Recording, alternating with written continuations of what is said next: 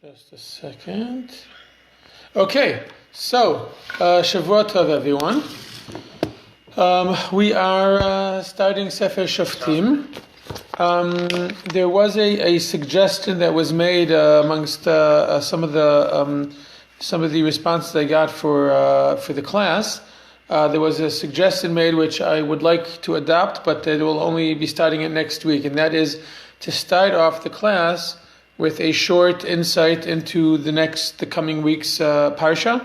I like that idea. I think there's two nice ideas. It can give us two nice advantages. This way we're not completely giving up on the insight or something to do with the parsha. It also allows us to start on time, and those who are still trickling in, by the time they get there, we'll be ready to start. So we don't. So we take advantage of that time. So I look forward to starting that next week as well. In general, if anyone has any suggestions that have to do, again, specifically because we're starting a new book, it's a great opportunity. If although it is there is a little bit more that goes on in Sefer Shoftim throughout the entire book, basically more so than Sefer Yoshua. But still, if there are specific things that people are interested in, if you've read ahead and you have some questions, or that certain perspective that you think would be good to add in, I like the idea of trying to mix things up a little bit, although the story itself is new. Okay, with that said, we will start. Okay, everyone ready? Okay, good. But I'm going to put up the volume here so I can hear you and you can hear me. Okay. So it's a long... Oh, you said the volume. I thought I heard you say the Valium. No. No, when you're learning Torah, you don't need Valium. It does the job for you. Okay. So it's a long chapter. Certain parts of it we're going to go through. We're just going to skim over, because there are some more central parts of the chapter than others. Okay, so let's start. We're going to start off by reading just verse 1, and then we're going to ask questions, and there's a lot in verse 1. And it was after the death of Joshua that the children of Israel asked of Hashem, saying, "Who shall go up for us first against the Canaanites to fight against them?" We'll actually read the second verse as well. And Hashem said, "Judah shall go up. Behold, I have given the land into his hand."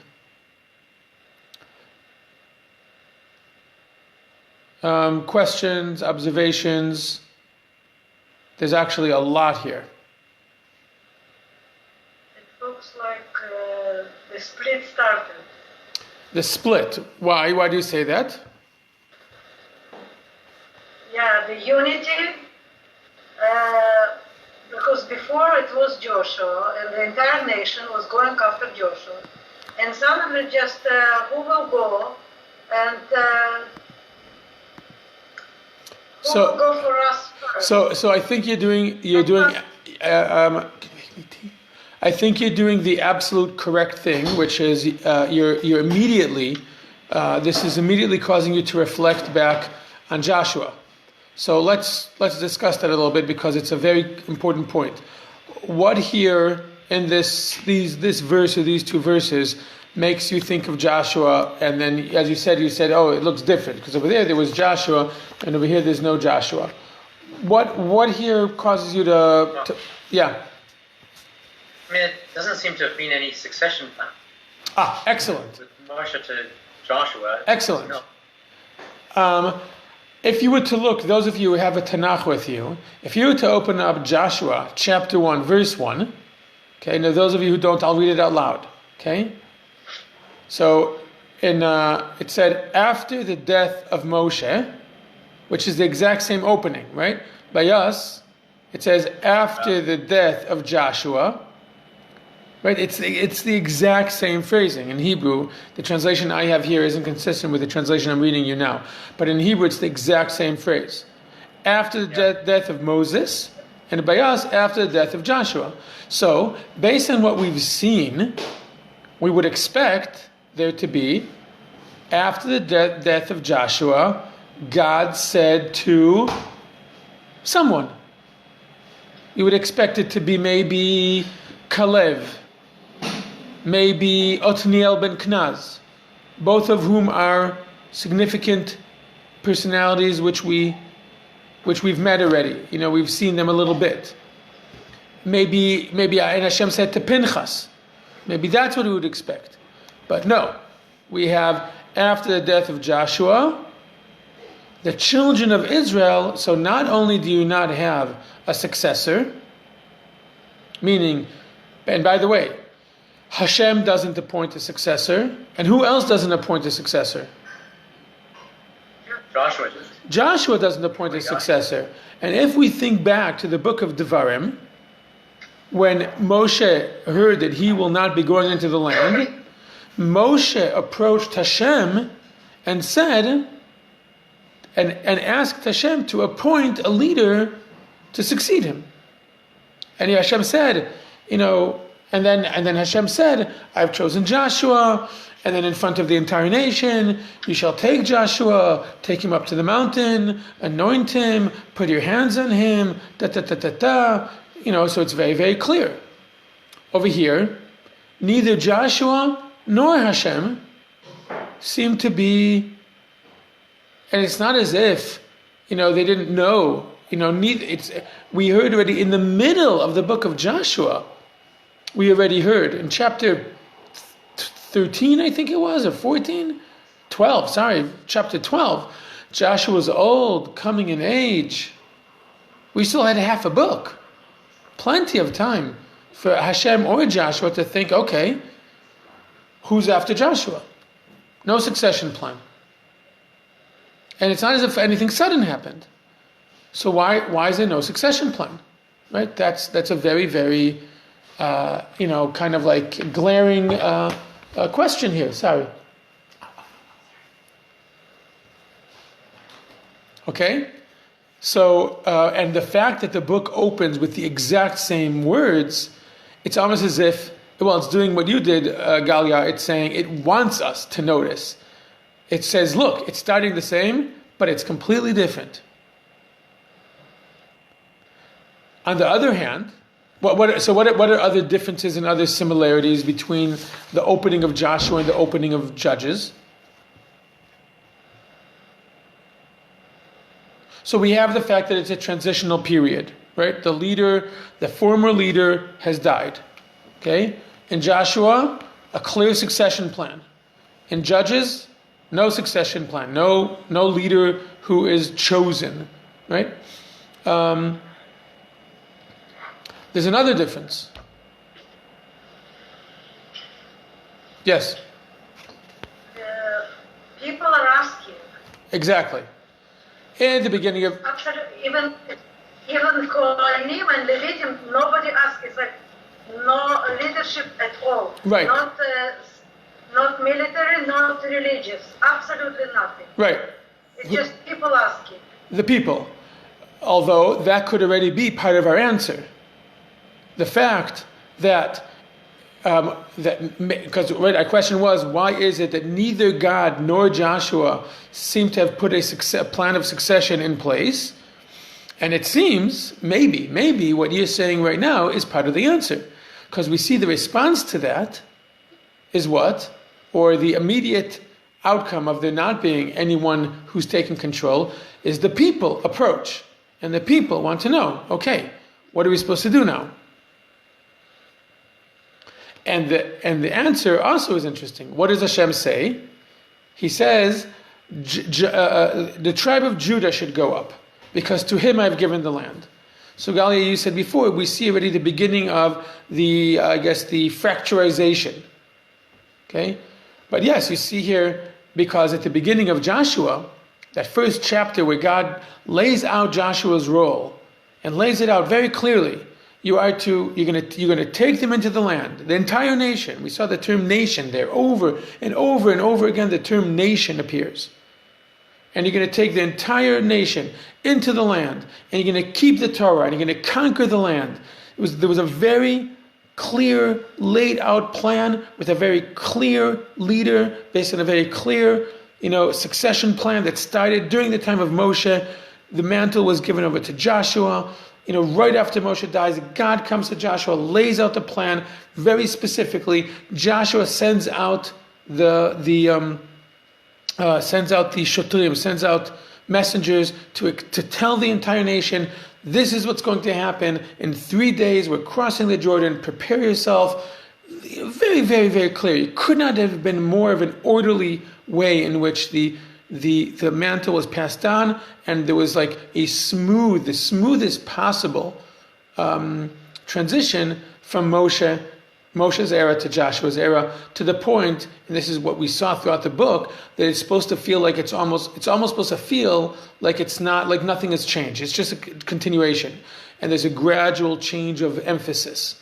But it's supposed to be like, who's Joshua? The servant of Moshe. The servant of Moshe. Joshua, the servant of Moshe. We're just continuing Moshe. And now, boom, there's a void. And into the void comes the people rise up and say, okay, now what? Who should go up? And God doesn't say, Mr. So-and-so. Doesn't say priest so-and-so, prophet so-and-so. What does he say? The tribe of Judah. Because to him I've given the land. So yes, Sivya. Sorry. I was just going to say, who was Hashem talking to? Because I just wanted to know. Hashem spoke to Moshe, Moshe spoke to Israel. Hashem spoke to Yeshua, then he spoke to Israel. Who was Hashem answering? Hashem said. Good question. The answer is, we don't know. Meaning, Chazal come in and tell us that this is the point where they started using the Urim v'Tumim, the breastplate of the Kohen Gadol, because there was a Kohen Gadol, okay? There was a high priest, and that one of the means of communication when there isn't a direct prophecy, one of the means of communication, which is a lower level of communication with God, with Hashem, than direct prophecy, is almost like a Ouija board. So to say that on the breastplate of the Kohen Gadol are the names of all the tribes, and that someone would come and ask a question to the high priest, and then the letters of the tribes, of the names of the tribes on the breastplate would illuminate, and out of that the Kohen Gadol, the high priest, would join letter to letter and with a response. And that is obviously a lower level of communication between God and the Jewish people. But that's what Chazal say, which I'm sure is historically true. But as you guys know, I am more interested in what is said in the Pshat, which is that even if that was the case, even though that was the case, that must have been the mode of communication, the fact that the text, the verses themselves, don't tell us. Hello? Can you guys hear me? Can you guys hear? Yeah, okay. You see it? Yeah. You froze for a second. The fact that the verses do not tell us what the mode of communication is, whether it's through an actual prophet or whether it's through the Urim v'Tumim, means that point is not important. It's not important who it is that is the conduit of the message, because it seems to be, this strengthens what seems to be happening here, that this is no longer that the model here and the relationship here is taking a huge leap or a significant shift. There is no longer, if suddenly it would be we were told who the prophet is, or who the high priest is, who is reading the Urim v'Tumim, you're like, that's the leader. No, there is no leader. There's no leader. And even if there happens to be a prophet there, his presence is not significant. Meaning it's significant just to relay the message. But the content of the message is no individual leader. The tribe of Judah, they should go first. because I'm going to give them the land. It doesn't say they should lead. It doesn't say everything they say you should listen, like it did in the first chapter of Joshua. The first chapter of Joshua, under the penalty of death, everyone had to listen to Joshua. Right? The nation said to Joshua, be strong and overcome. Right? Hashem said to him, be strong and overcome. And the people said, be strong and overcome. And anyone who doesn't listen to you, we will kill. Right? The 2.5 tribes said to Joshua, everything you say, whoever doesn't listen to you shall be killed. If I remember correctly, that's what it said there. And over here, it almost seems as if the verse is trying to hide, as you said, as both of you are asking, why doesn't it tell us who the communicator is? Because that's not important. It's important that we don't know. So we don't think that this is a story about leaders. This is a story about, as we'll see as we continue, of the tribe of Judah. And then we'll see of the tribe of Benjamin. The tribe of Joseph. And each individual tribe. And that's what this book is going to be about. It's no longer the story this is a story of fracturization, as you said, Gali, at the beginning. And this already, in the opening verse of the book, it is very, very apparent. Especially, even independently from anything else, but even more so when comparing it to the opening of Joshua. Yes, Paul, you want to say something? I mean, maybe you're getting this from the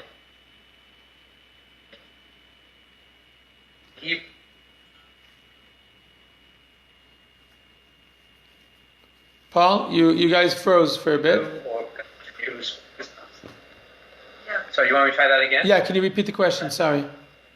So I was just asking, how would you know that they're referring to the tribe of Yehuda and not a person named Yehuda who then speaks to his brother Shimon? Just a second. How do we know from that when it says, and the Lord said to Yehuda? Okay. How do we know it's it's a legitimate question. Obviously, from the context, who's Yehuda? But for instance, if you go on to verse 4, okay, and Judah went up, and Hashem gave the Canaanites and the Perizzites into their hands, and they smote them in Bezek, 10,000 men. So what do we mean by Shimon, his brother? The tribe of Shimon.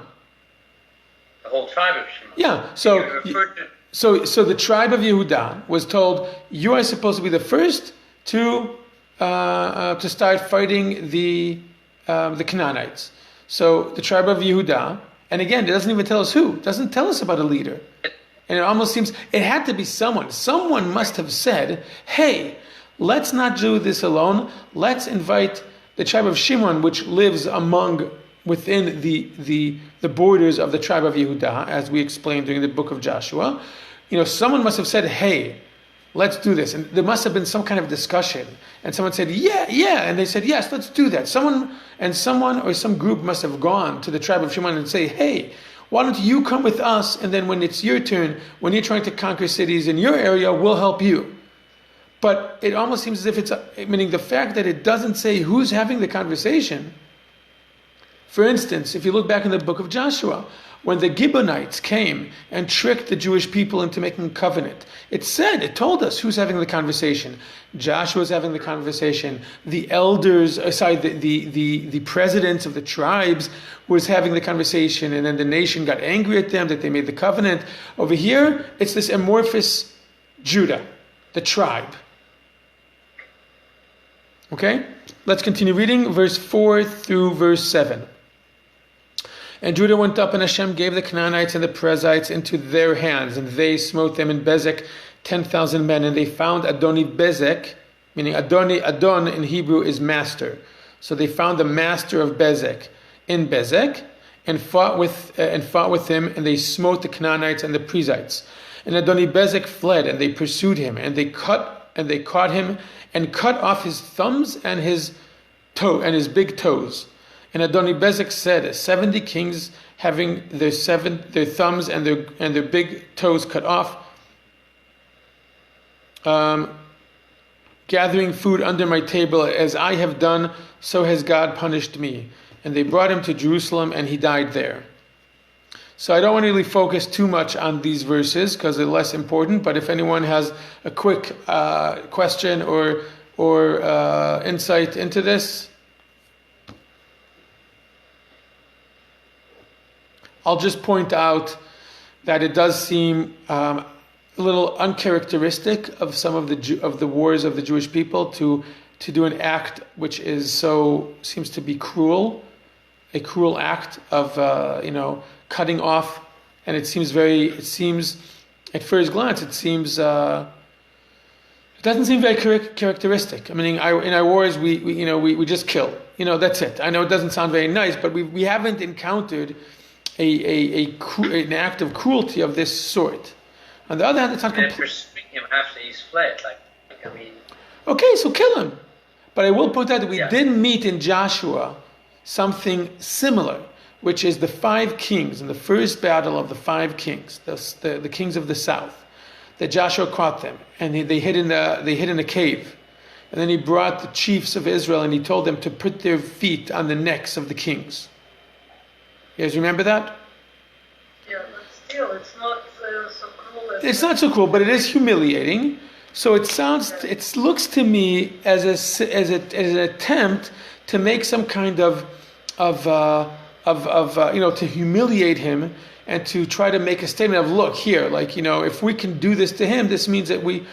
But on the other hand, I had another thought, which and this is going to be a bit of a political connotation here, which is, it seems not only, meaning you got to wonder, did they know, the fact that the king, he says, oh, this is God, giving and paying back to me what I did to others. So either they knew that he did this, and they felt that there was it's their job to execute divine justice and to do upon him what he did to others.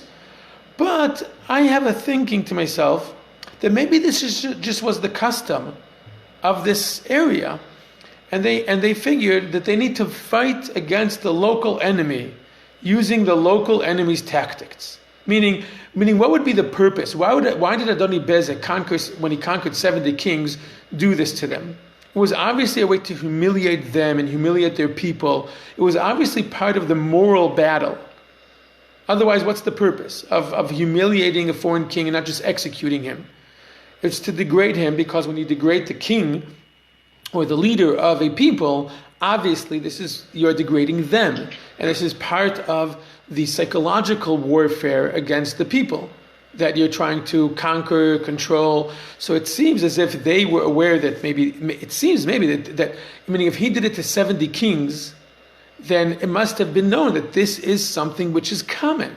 So it almost seems like they're saying, whatever the accepted warfare is over here, this is the tactics that we need to use if we are going to succeed in this area of the world where this is the tactics that is being used. Yes, Galia? Or maybe it just shows us the moral degradation of Jewish people. Because they were if that were the case, you're right that there definitely is a possibility.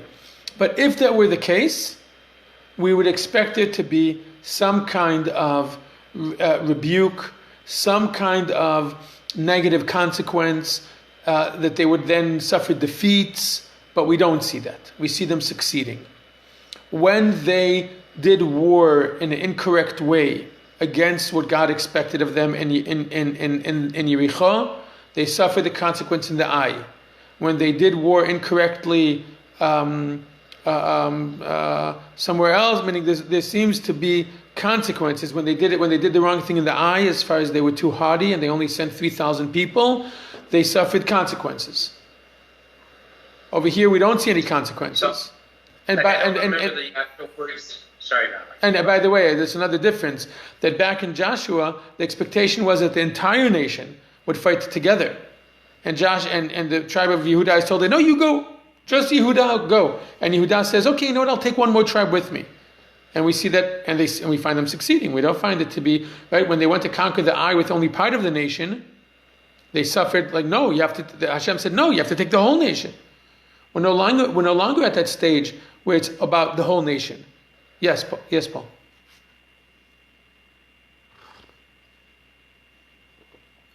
Hello, can you guys see me?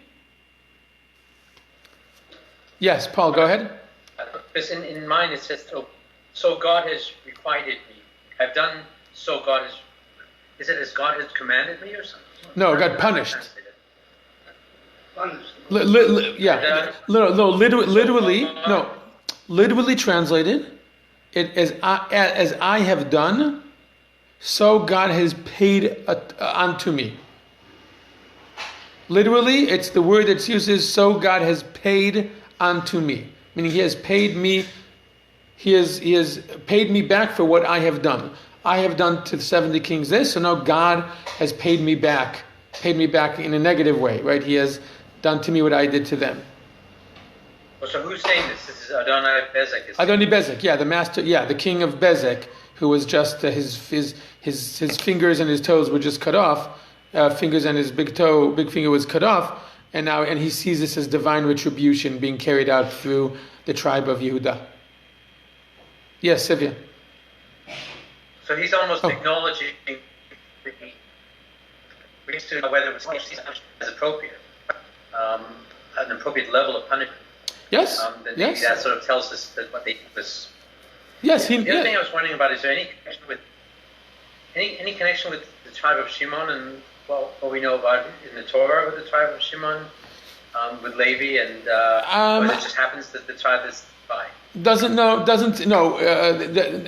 story, there is a backstory here with the tribe of Shimon of why it is that Shimon doesn't appear on his own and only in addition, as a kind of tag along with Yehuda, and that's with the historical reasons of the tribe of Shimon not being trusted to be completely on its own. Yeah. So I was just going to make a comment to what you said that before was all of Israel went to fight, and here it's specific Yehuda. But I was thinking strategically now it wouldn't make sense for all of Israel to go because now they have land.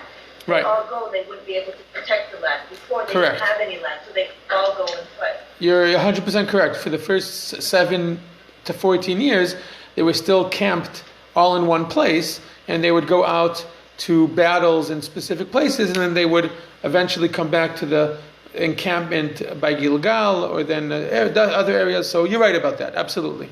Yes, Galia. When I said that maybe there was some more of the people are going down, but it's because when we're going back to Pasuk, the third one, Judah said to Shimon, God says to Judah, you go. I give land to your hands. And he says, no, you know what? I'm afraid. Shimon, come with me. No, he doesn't say I'm afraid. You will fight for my portion. Together with me, we will fight with my portion. Yes. But even when Hashem says to him, everything is interesting. Again, also over I guess I could see a reading like that, but then then we would expect it to be a negative consequence. We would if the expectation was that that if you look at the beginning, it says the verse who shall go up for us first against the Canaanites, meaning who should lead the charge. So it says Yehuda, meaning it doesn't say only Yehuda. And again, if this went against God's his intent, we would expect it to be a negative consequence. But we see them winning. But let's continue. We're doing now from verse 8. We're doing now from verse 8 till 15. Okay, we'll just read through it. And the children of Judah fought against Jerusalem and captured it and smote it with the edge of the sword and set the city on fire. And afterward the children of Judah went down to fight against the Canaanites, the inhabitants of the mountains of the south and the lowland. And Judah went to the Canaanites that dwelt in Hebron. Now the name of Hebron formerly had been Kiryat Arba. And they smote Sheshai and Achiman and Talmai. And from there he went to the inhabitants of Devir. Now the name of Devir formerly had been Kiryat Sefer. And Caleb said, right, this sounds familiar to us. And Caleb said, he that shall smite Kiryat Sefer and capture it, to him will I give Achsah my daughter for a wife. And Othniel, the son of Kenaz, Caleb's younger brother, captured it, and he gave him Achsah, his daughter, for a wife. And it was when she came to him that she persuaded him to ask of her father the field, and she leaned off the donkey. And Caleb said to her, "What is wanting to you?" And she said to him, "Give me a blessing, for you have given me dry land, and you should give me springs of water." And Caleb gave her the upper springs and the lower springs. Okay, so what question, after reading all this, what question pops up immediately? Isn't it happened with Joshua? Right, this isn't similar, this is the exact same story. So the obvious question is, why is it being retold? Ideas for answers? Actually, you know what? I looked back to Joshua. There is two differences. It's the same, but there's two differences. Here it says, so Caleb give her the upper spring. In Joshua, so he gives. No names, just he. And then in the first one, it's written, just give me bracha. And here it's written, bring me bracha. This is the difference. Okay, so you're right. There are some minor differences. By the way, wait, before we answer it, I just want to quickly read. I want to skip verse 16 for a second and read quickly from verse 17 to 21, and you'll see in a moment why. Verse 17, and Judah went with Simeon his brother, and they smote the Canaanites that inhabited Saphid, and they destroyed it, and they called the name of the city Chormah. And Judah captured Gaza with its territory, and Ashkelon with its territory, and Ekron with its territory. And Hashem was with Judah, and they drove out the inhabitants of the mountains. But they could not drive out the inhabitants of the valley, for they had iron chariots. And now in verse 20, and they gave Hebron to Caleb, as Moshe had spoken, and he drove out from there the three sons of the giant, and the children of... Okay, up to here. So this is also a story that we heard already. Right? This was actually the story we heard first. So the obvious question is, why is it... and Galia, we don't have time to discuss the two minor differences, but you're right, they are there. But basically the stories are being retold, even though we know that they happened previously. So, any ideas? Why is it being retold? And by the way, back there, it was told, those two stories of Caleb and Othniel were said first. And after their stories, where Caleb came first and said, Moshe promised me in the desert because I stood up, no. And then it says of Othniel, and then it told us about the tribe of Yehudah. And over here it's telling us in reverse order. So we don't have too much time to dwell on it because there are some other very important parts of the chapter that we still need to get to. But I think it fits in with what we're saying, that even though when those events took place, there were two specific individuals, important, significant individuals, who stood up on their own and took an initiative, this book, now it's retelling that story in the context of the tribe. That story was still the story of the last great individuals. Caleb and Othniel are remnants, as was Pinchas, who also appeared towards the end of the book with the whole dispute with the 2.5 tribes when they built the altar and went back to their land. So you still had remnants, tiny yet. Joshua, obviously, the son, the servant of Moshe, and you had Caleb, who was still from the last of the spies who stood up, right? And you still had Othniel ben Kenaz, also one of the important figures, and you still had Pinchas, who also is this very, very significant person. You still had these elders,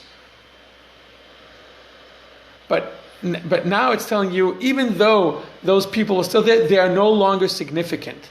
They now appear only in the context of the events of the tribe. It could be that those stories even took place first. I would like to point out one other important fact. Although we go from reading the book of Joshua, and exactly 60 seconds later we're reading the next verse in the book of Judges, these two books were written hundreds of years apart. According to tradition, the book of Joshua was written by Joshua. And according to Chazal, it doesn't say it in the verses itself. According to the tradition, the book of Judges was written by the last judge. Anyone know who the absolute last judge is? Samuel. Shmuel the prophet. Shmuel the prophet is the last of the judges who appears right after the ending of the book of Shoftim.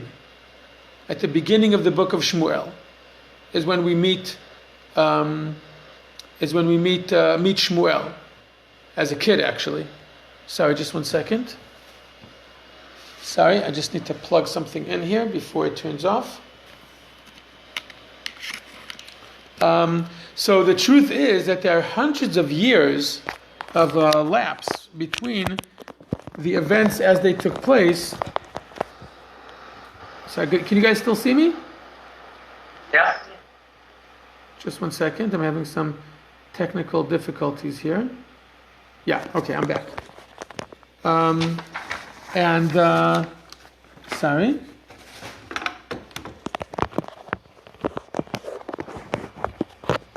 I'm just having some issue here. Just a second. There. Okay. So there's hundreds of years that go by between when the events took place and when they're retold. And the fact that they're told in a slightly different order than what they were told back then, it's saying the emphasis is different. Over there, it was a story of the last great leaders pushing the story forward, pushing the events forward. And over here, it's saying, yes, there were still some individuals like that, but they weren't important. And because this is the story of the tribes. The tribe of Judah, and yes, and even the conquests, the great conquests of Kalev, of these two great people, that wasn't the focus. That was just in the context of the tribe filling its role as a tribe. Okay. Yes, Sylvia. I was going to say, so just based on what you said, couldn't it also be because Yehuda started, he got Yerushalayim, and then he was going south, and logically you'd think he would go after Hebron, and because you said it's been 100 years since we read that story, this was just to remind. By the way, more than 100 years, we're talking about probably around 400 years. About 400 years between the end of Joshua to the beginning of till the writing of the book of Judges. So yeah. So sorry, you were going to say? So given the amount of time that elapsed, it was just to remind the reader that this is why he didn't go after Hebron in those areas. I'm sorry, say that again? So, just logically, from the way the math works, Yehuda was going to Yerushalayim and was going down south. So, you would think that he would go and get Hebron. And so the author is reminding the reader, because so much time elapsed, this is why he didn't go after it, because it was already given, and Caleb already had it. Could be. Okay. Yes, from a geographical perspective, that makes sense. Although, the way it was presented in Joshua was that Caleb came forward and said, first I'm supposed to get my part, as Moshe promised me, and give me the job. I will go and I will conquer it. Kind of leading by example. Okay. I'm still very confused about the telling of the story in two different ways. One is while Yeshua is alive, and one happens after he passes on. No, what we're reading here didn't happen after Joshua died. It happened back then when Joshua was still alive. But now it's being told as if it took place after these events, meaning that it's being told here in the incorrect order. Have we decided what the purpose for that? I am suggesting that it's in order to make sure that we understand that the focus of this story as it's being told is the tribe. As we will see throughout the book, the story is a story of the tribes flexing their muscles, discovering their abilities, and experimenting on their own, learning to become a tribe in their land with all of the trials and tribulations and kind of discovering themselves. And therefore it's saying, yes, even what Caleb and Othniel did, even though it took place earlier, its real significance in the context of our story right now, of this book, is it was part of the tribe of Judah's establishment in the land. So even though it took place maybe 10 years earlier, I'm now telling the story as if the thing that happened back then, it's not the story of Kalev and Otniel. That's the story of the acts of Kalev and Otniel a couple of years ago, not 400 years ago, because it's just that the book is being written 400 years later. But the events of Kalev and Otniel took place first, and then the rest of the tribe of Judah started conquering, as we're reading over here. But when it's being retold, it says, listen, in retrospect, from a perspective of 400 years, the fact that Kalev and Otniel attacked their cities first, 2 years or 3 years or 1 year, we don't even know, could be a couple months or a couple of years, at most a couple of years, before the rest of the tribe went and destroyed Bezek and the rest of the country of their area, is insignificant. From a historical perspective, it's the exact same period. Because this story is being told 400 years later. So in the perspective of 400 years later, the fact that Kalev and Otniel were the first ones to initiate from their tribe is less significant. And in the perspective of history, of what this stage in history is, it's the tribe of Judah was the first one to go and start acting on its own, which is what this historical period is about. I hear the answer. Maybe I'm just troubled by what appears to be kind of a rewriting of history. Writing out the heroes and claiming the victory for the tribe without the leaders. Because from the perspective of 400 years, the difference between 2 to 3 years is insignificant. From the perspective of history, so if you're living through let's say the War of Independence, then the first 2, 3, 4 days or the first week, when you're within the first month, the first week is very, very important. 70 years later, the entire War of Independence is one big, you look at it from the perspective in history, it says, when we're going through the event, it looks like, this person is the focus. This person is the focus.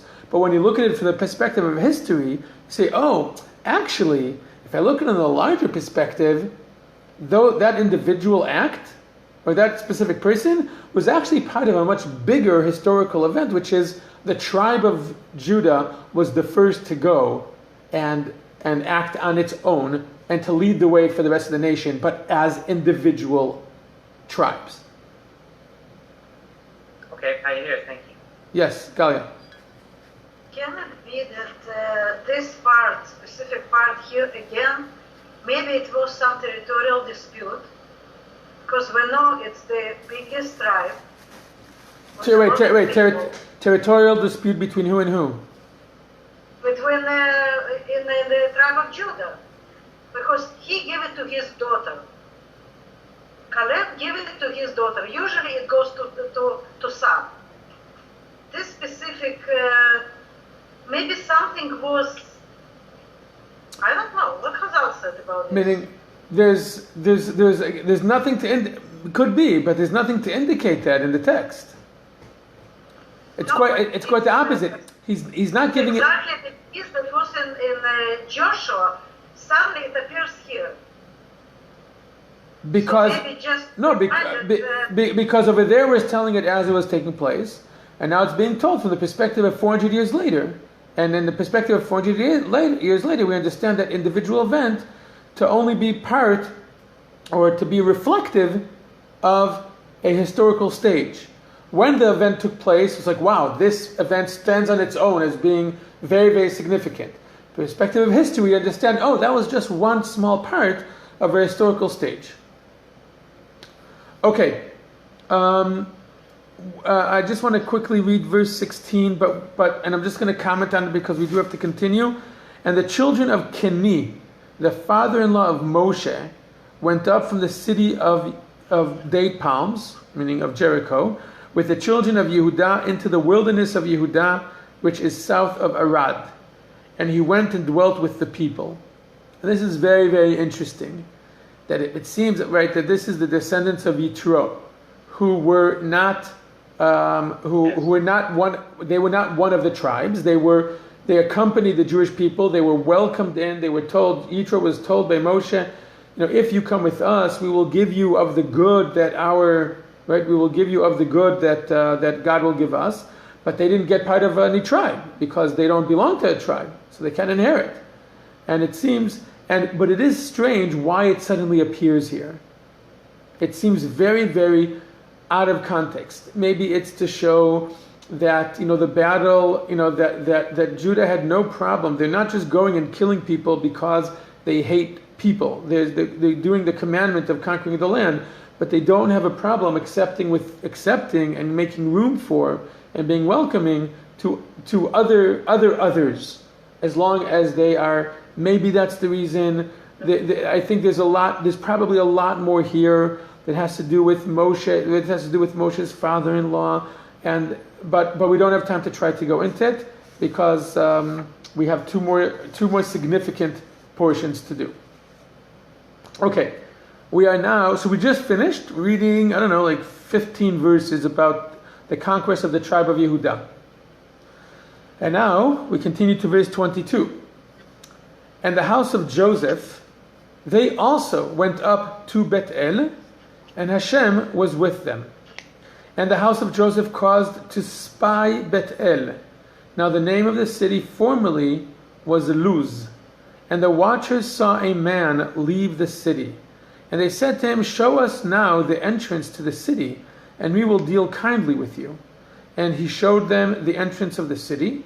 And they struck the city with the edge of the sword, but the man and his entire family they let go. And the man went to the land of the Hittites and built a city and called its name Luz. This is its name until this day. Questions, observations, comments? Looks like story of Rahab. Excellent. Absolutely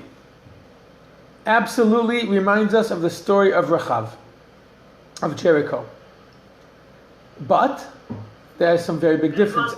But there are some very significant differences. Well, first of all, what is similar, right? That we see that they are spying it, right? That they're spying it, and they have difficulty.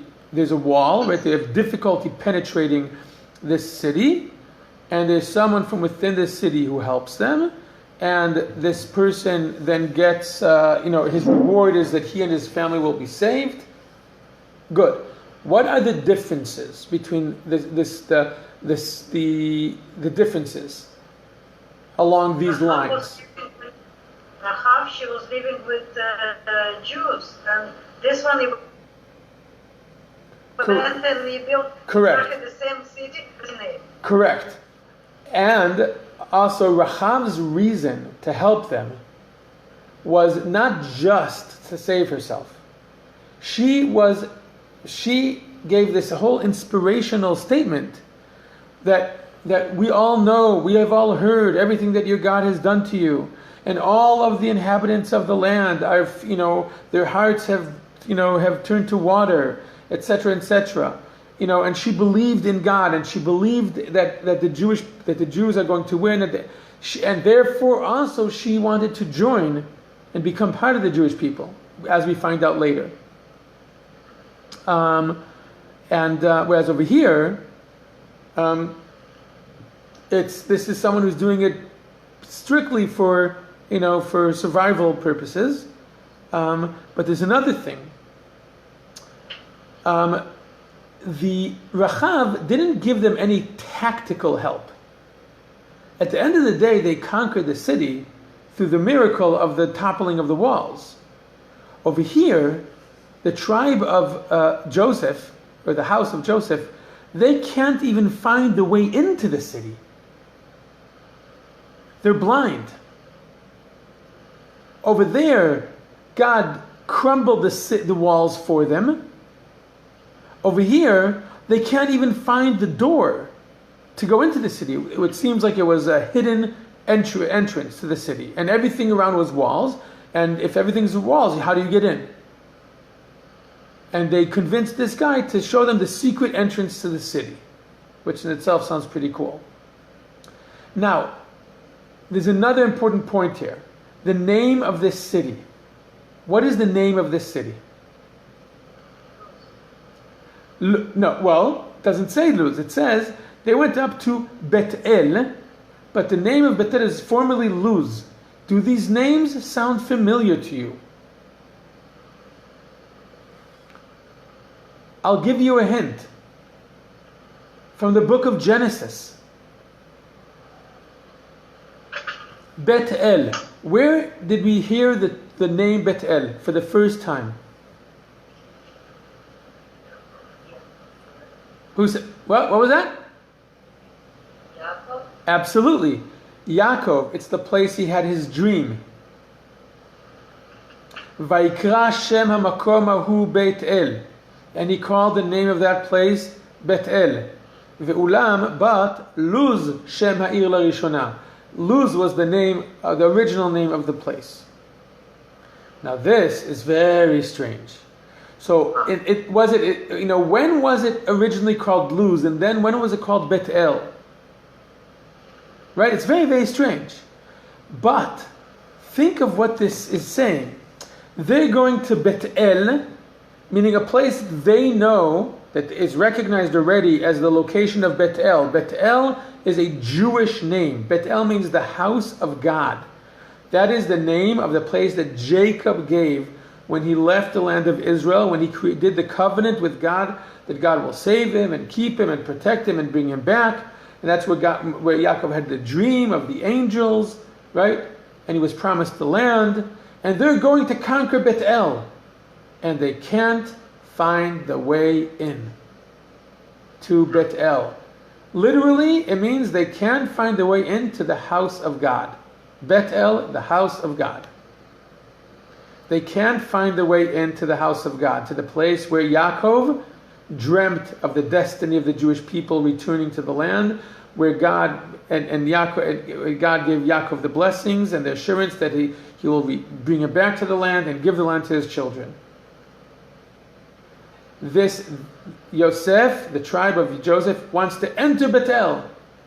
They can't. They can't even find their way in. They can't do it without the assistance of this man who does not believe in them or in their mission. All he wants is to save his family.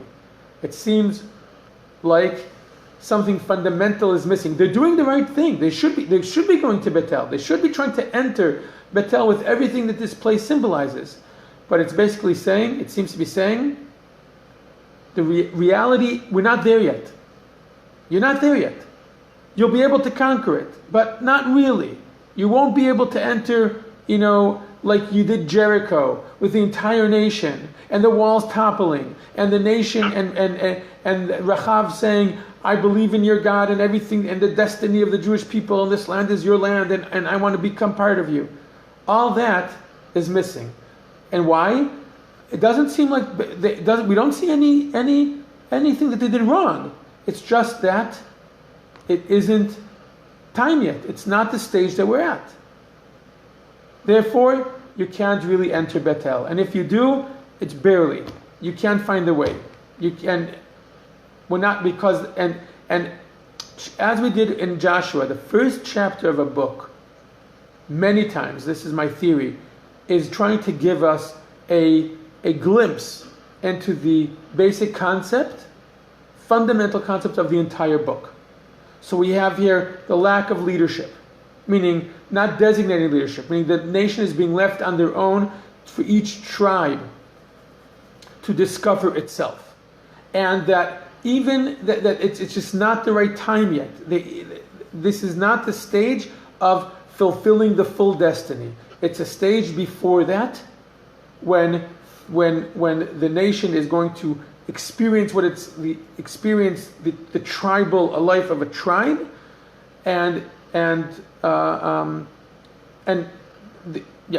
yes, Sylvia, you wanted to say something.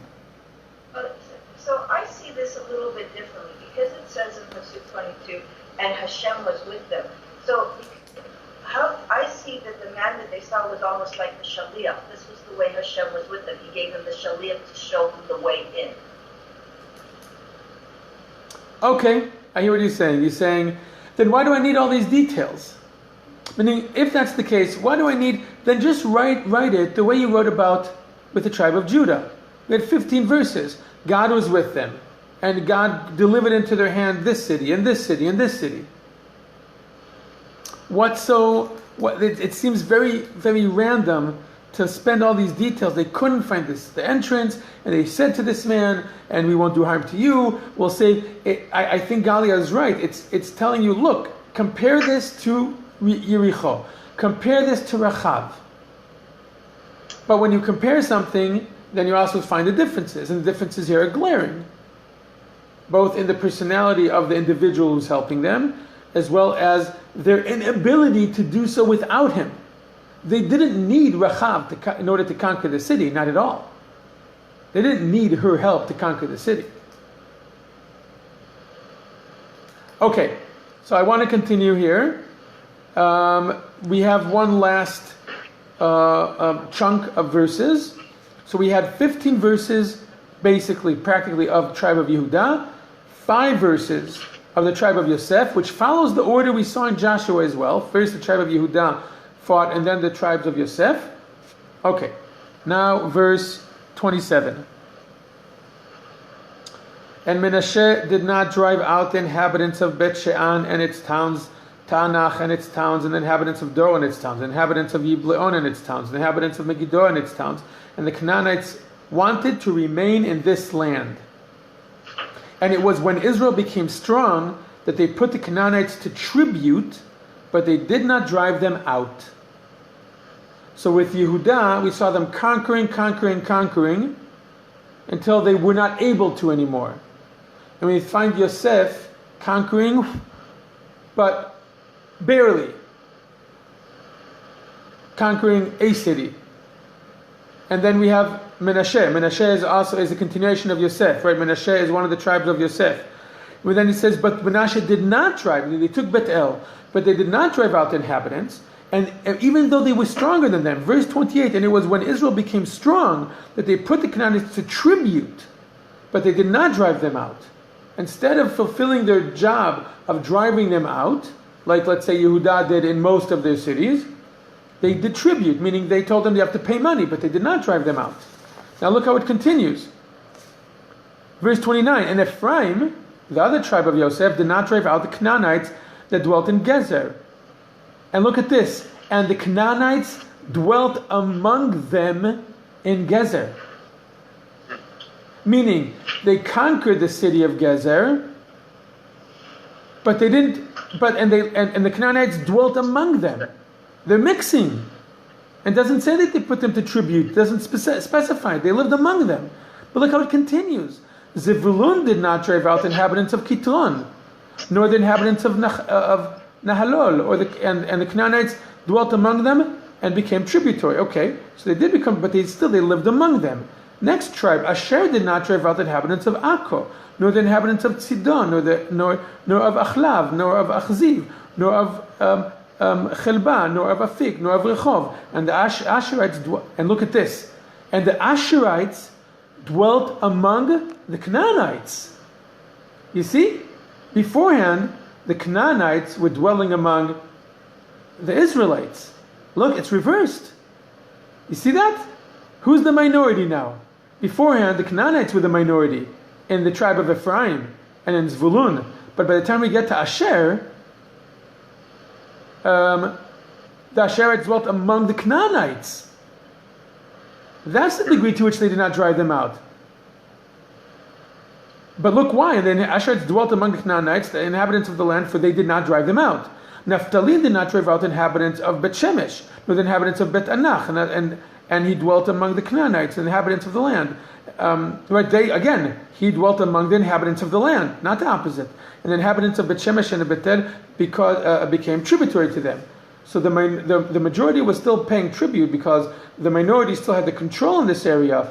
But think of what the effect, and we're going to see this, think of what the long-term effect is going to be.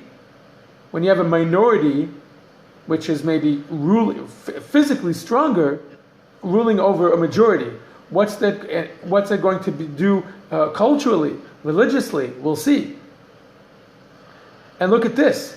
Verse 34, and the Amorites forced the children of Dan, to the mountain. And already, by the time we get to Dan, which is further away from the center, because we're going further and further away from the center, from the area of Yehuda and Binyamin.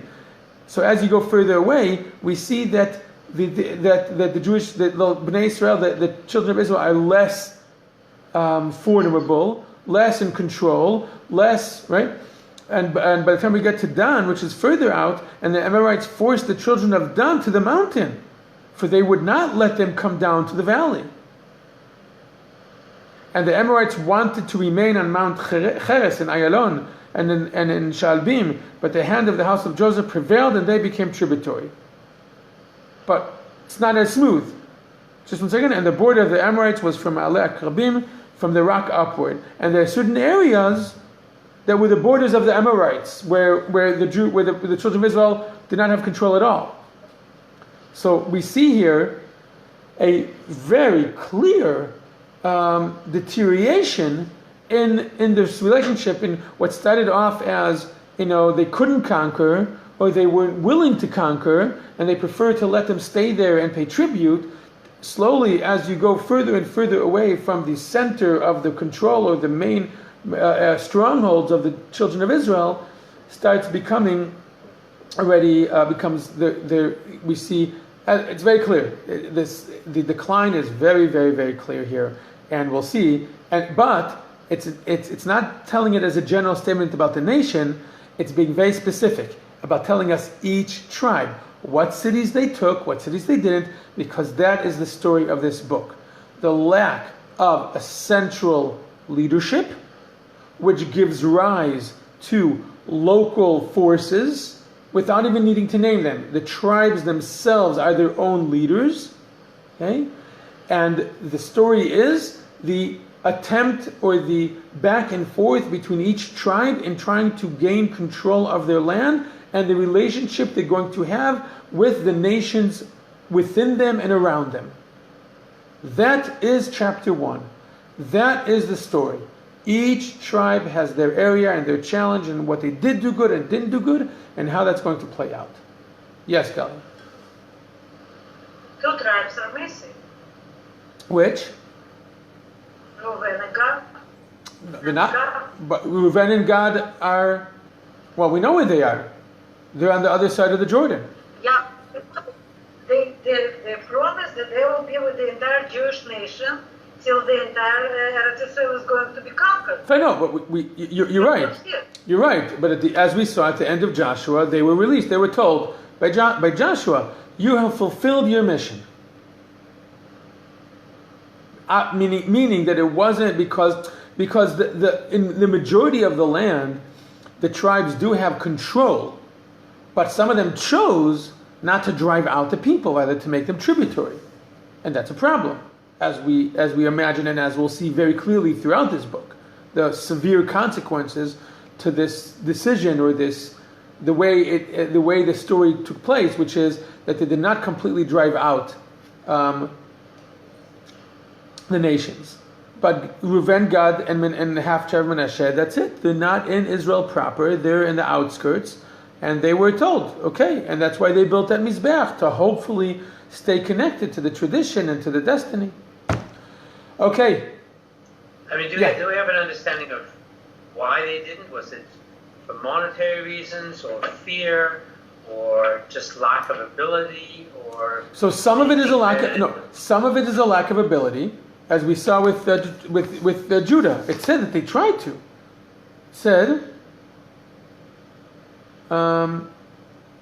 It said that they here in verse 19, and Hashem was with Judah, and they drove out the inhabitants of the mountains, but they could not